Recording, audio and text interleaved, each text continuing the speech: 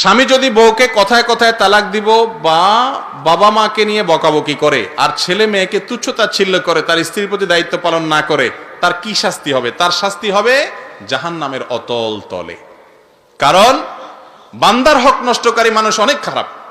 অনেক ভাইরা আছে আমাদের, দাড়ি টুপি আছে, নামাজ কালাম পড়ে, মাশাআল্লাহ ইসলামের উপরে চলার চেষ্টা করে, বাসায় স্ত্রীর সাথে বিশ্রী ব্যবহার করে। আছে না এরকম? ছেলে মেয়েদেরকে যা তা বলে বকাঝকা করে, গালিগালাজ করে, নিজের ছেলেকে বলে অমুকের বাচ্চা, তাহলে গালিটা তার উপরে আসছে, সে বুঝে না, এত ব্যাককল। আছে না এরকম? ভাইরা আমার, স্বামী স্ত্রী পারস্পরিক যে দায় দায়িত্ব আছে সে সবাইকে পালন করতে হবে। স্ত্রীকেও পালন করতে হবে স্বামীর উপরে, স্বামীর জন্য, স্বামীকে পালন করতে হবে স্ত্রীর জন্য। যারা এই সমস্ত করবে তারা আল্লাহর কাঠগড়ার আসামি হবে, বান্দার হক নষ্টকারী হবে, এবং এর কারণে কিয়ামতের ময়দানে জবাবদিহি করতে হবে। কিয়ামতের ময়দানে বান্দার হক আল্লাহ তাআলা মাফ করবেন না, সেদিন কোনো স্ত্রী কোনো স্বামীকে ছাড় দিবে না। আল্লাহ তাআলা আমাদের ভাইদের বুঝার তৌফিক দান করুন।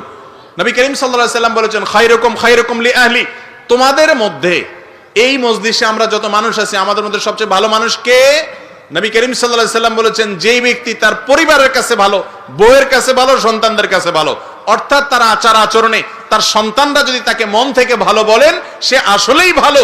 আর যে ব্যক্তি বাহিরে মানুষের কাছে অনেক ভালো, কিন্তু তার স্ত্রী বলে যে কি বিশ্রী ভাষা, তার কত খারাপ ব্যবহার সে করতে পারে আমি জানি, তাহলে এই লোক যত ভালো সাজক মানুষের কাছে, সে আল্লাহর কাছে কখনো ভালো হতে পারবে না। আল্লাহ তাআলা আমাদের সবাইকে পরিবারের সাথে সুসম্পর্ক বজায় রাখার তৌফিক দান করুক।